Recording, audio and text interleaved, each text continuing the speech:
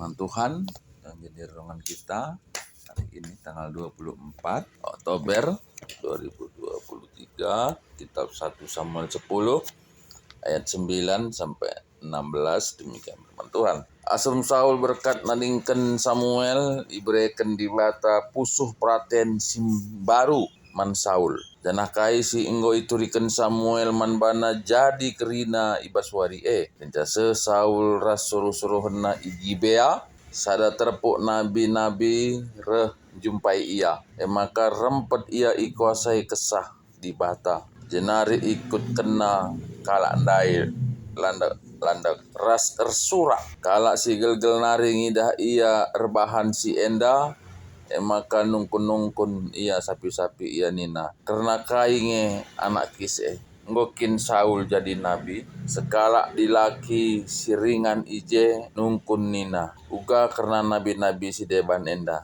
isekin ia kap dua pana enda ma benar-benarna maka enggo jadi kuan-kuan ngokin Saul pe jadi nabi. Pinta Saul dung landak ras ersurak laus ia ku batar-batar idas uruk nina bapana ngidah Saul ras suruh-suruhna senina bapana ngidah Saul ras suruh-suruhna maka isungkunna ia duana nina ijakam gelgel nari darami kelde nina Saul ngalui janah kenca la idat kami laus kami dahi Samuel kai nina man bado nina ikatakan naman kami maka asun ngodat nina Saul ngaloi tapi la ikatakan na man bana kai si enggo ikatakan Samuel karena ia jadi raja bagi janda.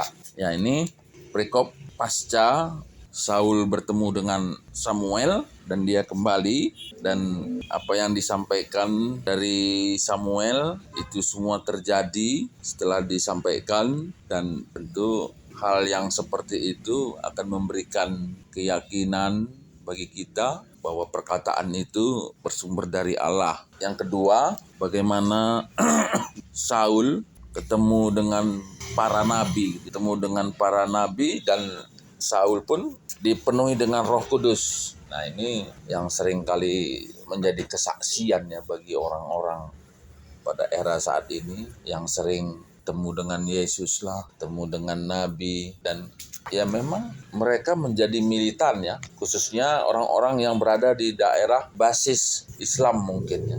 Mungkin orang Padang yang ketemu dengan Yesus, mereka luar biasa. Orang Aceh ketemu dengan Yesus dan mereka sangat militan dalam kekristenan. Dan mungkin kita juga perlu gitu ya. Bila perlu ya didoakan ya bertemu dengan Yesus. Ada satu kesaksian yang sudah dibukukan dalam buku kesaksiannya. Itu ada seorang perempuan. Dia orang Jakarta dan dia bekerja di suatu perusahaan yang cukup bagus. Dan kemudian dia diberi mandat tugas untuk pergi ke Bandung dan oleh karena perusahaan ini perusahaan yang cukup elit ke Bandung dia naik helikopter dari atas kantornya itu pergi ke Bandung. Tapi ternyata di perjalanan mengalami musibah, helikopternya jatuh dan dia mengalami luka bakar yang cukup serius dan dibawa ke rumah sakit masuk ruang ICU. Ya tentu banyaklah orang mendoakan dia gitu ya. Mendoakan dia selama dalam perawatan di ruang ICU. Dan dalam cerita kesaksiannya itu selama dia tidak sadar di ruang ICU, dia dibawa ke surga dia. Dan dia ketemu dengan Yesus.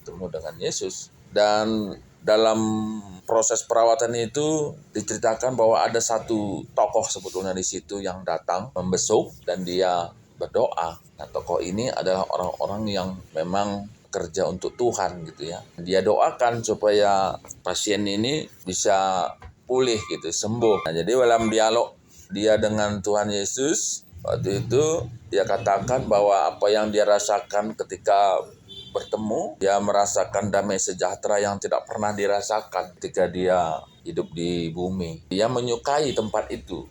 Dia menyukai suasana itu. Dan oleh karena ada doa orang yang dalam cerita itu Tuhan mengabulkan gitu ya. Tuhan tidak menolak doa tokoh ini tadi.